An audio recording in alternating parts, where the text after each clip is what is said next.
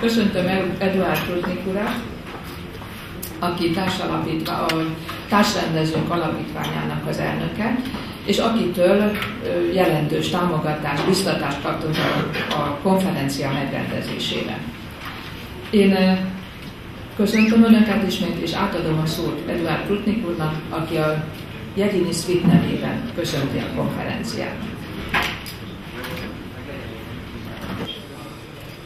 Мы не случайно выбрали эту тему безопасности, потому что еще знаменитый ученый Маслоу в иерархии главных нужд, потребностей и стремлений человека безопасность поставил на первое место. Именно поэтому мы здесь, в замечательном городе Будапеште, где 15 лет назад был создан знаменитый меморандум. In the face of this threat, there is no safe haven. No country, irrespective of its defense and other capabilities, is totally immune from the possibility of such a terrorist attack. The international community must therefore cooperate to counter the threat of proliferation. Following the adoption of the UN Resolution 1540 in June 2005, the Forum for Security Cooperation of the OSCE convened a special meeting on non-proliferation with the purpose of analyzing the existing gaps in the area of non-proliferation. Természetesen nemrégen egyeztetések kezdődtek az európai biztonság jövőjéről, és megindult az úgynevezett korfui folyamat, ahol az előző bevezető szavakból is hallhattuk. A javaslat nyomán komolyan megindult a gondolkodás az átfogó európai biztonság megteremtéséről. A megközelítésekben és a megoldásra tett javaslatokban persze még nagyobb a különbségek, de rendkívül fontos maga a folyamat, hogy megindult az aktív párbeszéd az EBESZ 3 dimenziójának tartalmáról, humán, gazdasági és katonai területen, amelyek együttesen képezik az európai biztonság kihívásait, és egyben magukban rejtik a kompromisszumokra épülő válaszok keresését, illetve azok megtalálását. Такая система безопасности, которая учитывала в том числе и наши интересы. И поэтому мы совершенно не собираемся стоять в стороне от разработки таких проблем. Более того, я не случайно начал свое выступление с каких-то проблемных вопросов, которые, может быть, содержали упреки, но лишь в той степени, в какой эти упреки могли бы обратить внимание на наши украинские проблемы, обратить внимание на то, что Украина такая же европейская страна, как и ее соседи, и мы имеем такие же права на выработку и на участие в разработке общеевропейской системы безопасности, как и любая другая страна Европы. И именно поэтому, как известно, отсутствие глобальной системы безопасности привело к вакууму, который, к сожалению, пока ничем не наполняется, за исключением того, что уже сделано президентом России Дмитрием Анатольевичем Медведевым, а именно предложение европейским странам и их лидерам проекта договора о европейской безопасности. Суть этого документа прежде всего в том, что он универсален для всех, без исключения государств Европейского региона. Договор позволяет в каждой ситуации находить компромисс между государствами вне зависимости от их принадлежности к какому-либо военному блоку или союзу. Az EBESZ tulajdonképpen a tárgyalásunk középpontjában áll, és hogyha az EBESZ térképet a kezünkbe vesszük, akkor megláthatjuk azt, hogy sok mással együtt az EBESZ végeredményben transz-euróatlanti szervezet, hiszen a tagsága magába öleli tulajdonképpen a Helsinki folyamat óta, akkor még országcsoportonként, aztán Bécs után már más vonatkozásban az összes európai országot, és Oroszországot is, és Ukrajnát is beleértve természetesen.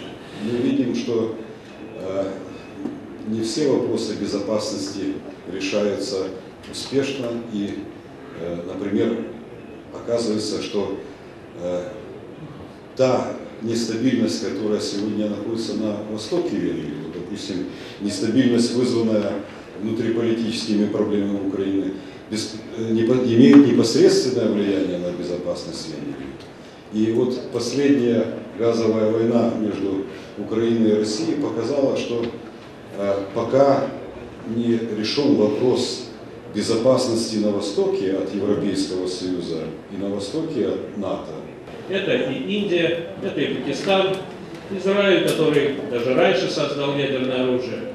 Сейчас к этому добавилась Северная Корея и, вероятно, может добавиться Иран. Тогда человечество, объединившись, показало, как можно решать эти проблемы. И эта проблема была решена за счет трехсторонних гарантий со стороны Соединенных Штатов Америки, Великобритании и Российской Федерации Украине, причем, подчеркну, независимой и суверенной Украине.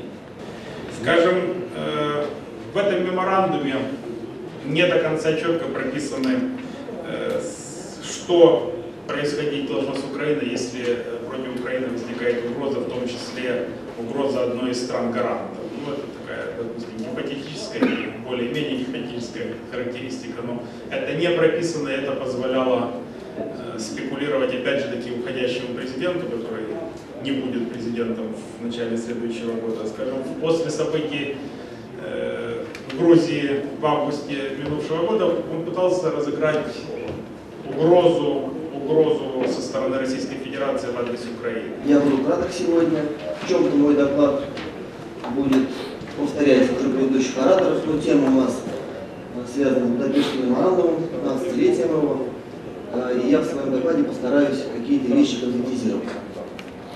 Но актуальность нашей сегодняшней встречи переоценить невозможно.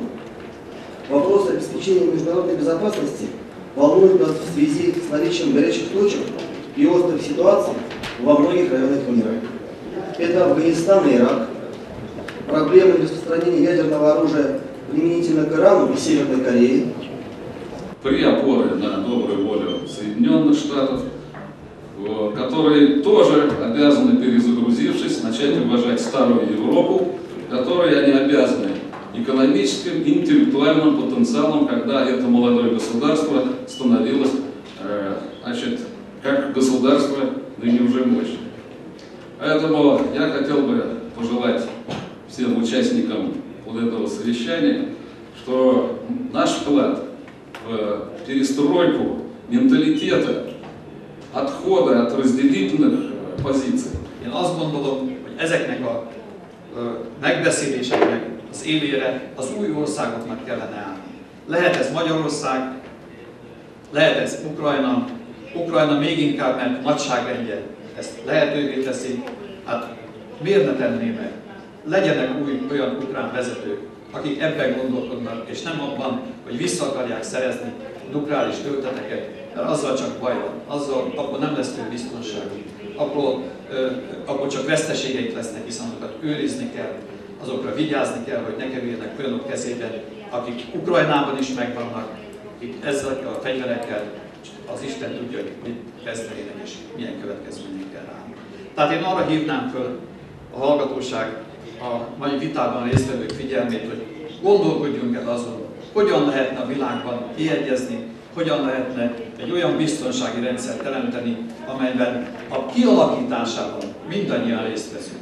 Mert ez a legfontosabb, hogy ne fejünk fölött, ne nélkülünk alakítsanak ki egy új világrendszer, hanem a részvételünkkel, minden egyes ország részvételével. Köszönöm szépen!